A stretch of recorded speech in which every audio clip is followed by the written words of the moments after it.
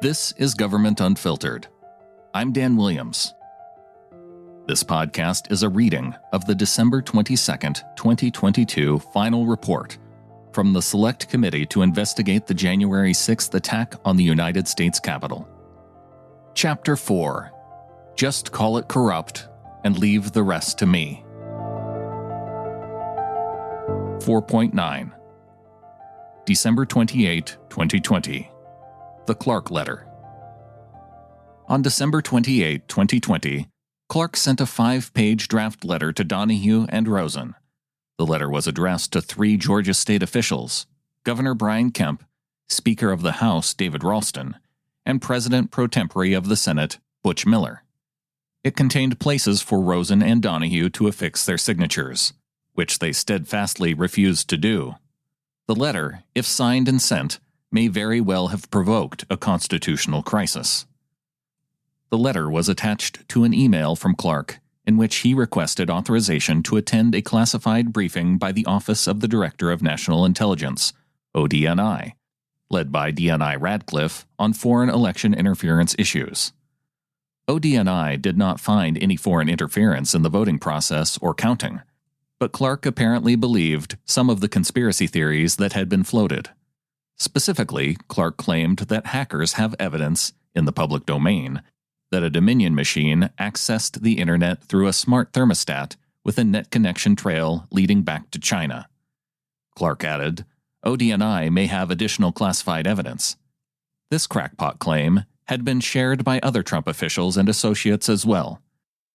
Ultimately, after Clark received the ODNI briefing, he acknowledged to Donahue that there was nothing in that briefing that would have supported his earlier suspicion about foreign involvement. Clark intended to send the letter to officials in Georgia and several other contested states that President Trump needed to flip if he was going to overturn the election results.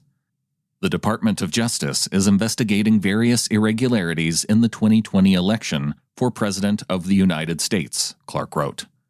Clark continued, The department will update you as we are able on investigatory progress, but at this time we have identified significant concerns that may have impacted the outcome of the election in multiple states, including the state of Georgia. Clark continued by arguing that Georgia's state legislature should call a special session. In light of these developments, the department recommends that the Georgia General Assembly should convene in special session so that its legislators are in a special position to take additional testimony, receive new evidence, and deliberate on the matter consistent with its duties under the U.S. Constitution, Clark wrote. Clark referenced the fake electors that the president and his campaign organized and argued that there were 2 competing slates of electors, both of which were legitimate. The department believes that in Georgia and several other states, both a slate of electors supporting Joseph R. Biden Jr. and a separate slate of electors supporting Donald J. Trump gathered on December 14, 2020, at the proper location to cast their ballots, and that both sets of those ballots have been transmitted to Washington, D.C., to be opened by Vice President Pence, Clark wrote. The letter was a lie. Senior DOJ officials, Barr, Rosen, and Donahue, had repeatedly stated the opposite. They found no evidence of fraud that would have impacted the election's results. None. But since mid-November, the Trump campaign's legal team under Giuliani attempted to execute its dual-track strategy of both filing lawsuits and convincing state legislatures in contested states to appoint separate slates of presidential electors for President Trump. By late December, however, the dual-track approach had largely failed, and no legislatures had sent a second lawful slate of electors for Trump to Congress. Clearly, President Trump and his campaign team could not get the job done. So the president and those around him sought to use the hefty imprimatur of the U.S. Department of Justice to achieve the same thing. No doubt, a letter coming from the Department of Justice is different from a meandering call from Giuliani or one of his associates. And because it was December 28th, and there was little more than a week until the January 6th joint session of Congress, President Trump needed more, and soon. Clark's letter, which laid out a plan that was almost identical to what President Trump and his team had pressured state officials to carry out virtually since Election Day, could have been just what President Trump needed. Several examples demonstrate the parallels between President Trump's and Rudolph Giuliani's approach to overturning the election in November and December, and what Clark proposed in this letter. First, the letter sought to have the Georgia state legislature convene a special session to focus on allegations of fraud in the election. Giuliani and his team had been making calls to state legislatures and telling them in both official and unofficial state legislature committee hearings that state legislatures should convene in special sessions. They also argued that state legislatures had the authority to convene a special session themselves, despite limitations in state law requiring such a session to be convened by the governor. Clark included the same argument in his draft letter. Additionally, the draft letter recommended that the Georgia legislature consider choosing the alternate, fake, slate of Electoral College electors that sent fake Electoral College votes to Congress and Vice President Pence. Having state legislatures choose Trump electors in states where President Trump lost was one of the Trump team's early goals immediately after the election, but it didn't work. When no state legislature appointed its own set of electors before December 14th, the Trump campaign arranged for electors to meet in contested states anyway and cast fake Electoral College votes. This letter, with the Department of Justice seal at the top, was just one more way that President Trump and those close to him could pressure state officials to send competing Electoral College votes to Congress for consideration during the joint session, despite former Vice President Biden's certified victory in each of the contested states. Despite the similarities between the requests in Clark's proposed letter and the requests that President Trump and his team made to state officials for nearly 2 months, the extent to which Clark directly coordinated his actions with the Trump campaign and its outside advisors is unclear.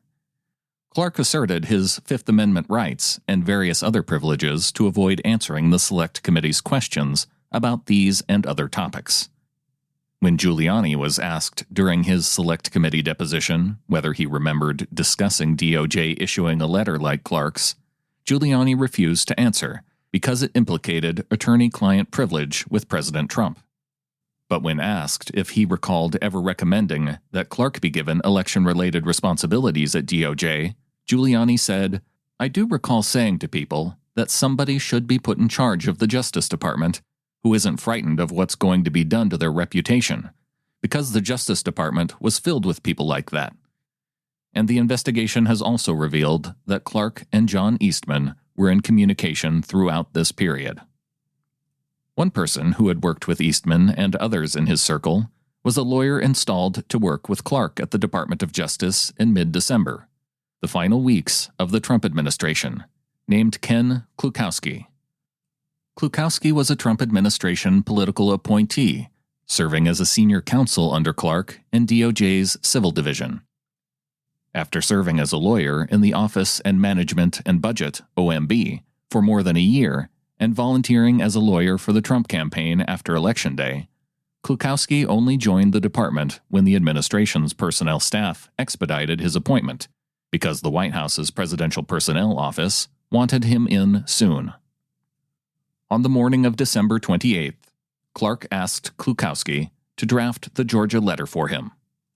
Clark dictated the substantive key points of the letter to Klukowski and told him exactly what to include. After several meetings with Clark throughout the day to update him on progress, Klukowski turned in his assignment and gave the letter to Clark, which Clark sent along to Acting Attorney General Rosen and Acting Deputy Attorney General Donahue, as described above. Donahue quickly responded to Clark's email, stating there is no chance that I would sign this letter or anything remotely like this. The plan set forth by Clark was not even within the realm of possibility.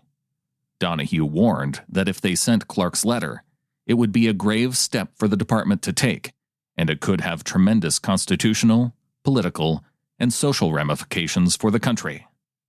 Contrary to President Trump's and Clark's wild claims about the election, Donahue stressed that DOJ's ongoing investigations related to matters of such a small scale that they simply would not impact the outcome of the presidential election. Clark's assertion to the contrary was baseless. Donahue and Rosen reaffirmed their strong opposition to the draft letter in a contentious meeting with Clark on December 28th. "What you are doing is nothing less than the United States Justice Department meddling in the outcome of a presidential election," Donahue admonished Clark, to which Clark indignantly responded, "I think a lot of people have meddled in this election." Under questioning by Rosen and Donahue, Clark eventually also revealed that he had been in a meeting in the Oval Office with President Trump. Donahue demanded to know, "Why the hell are we hearing your name from the President of the United States and a congressman?" When Clark was reminded that meeting the president without authorization or informing his superiors was a clear violation of the White House contacts policy, he retorted, "It's a policy. There's a lot more at stake here than a policy." In fact, the contacts policy was designed for situations like this, where political figures might try to influence criminal investigations or legal actions taken by the Department of Justice, as President Trump was attempting to do. In the days that followed, Clark called witnesses, got a briefing from ODNI, and pursued his own investigations. Acting Deputy Attorney General Donahue was shocked to learn that Clark did not cease his efforts, even after learning there was no foreign interference. Instead of adhering to the facts, Clark doubled down. During a follow-up meeting on January 2nd, Clark acknowledged he had received the ODNI briefing, and he acknowledged that there was nothing in the briefing that would have supported his earlier suspicion about foreign involvement. But he nevertheless spewed out some of these theories, some of which we'd heard from the president, but others which were floating around the internet and media, and just kept insisting that the department needed to act and needed to send those letters. Episodes of Government Unfiltered are produced without any additional commentary and created based on the value-for-value model. Instead of charging $15 to $40 like other media outlets, you get to decide what it's worth to provide an open and available reading of this document. Please support the podcast at governmentunfiltered.com by clicking on the support button for a one-time donation. You can also click on the contact button and ask for an address if you'd prefer to mail a check. Thank you to associate producer Jay Bernhard and all of the insiders who support at patreon.com/timberlanemedia. For those of you who would like to provide an anonymous donation, you can go to glow.fm/insider. Follow the show on Twitter @govunfiltered or on Facebook, facebook.com/governmentunfiltered. Thank you for listening.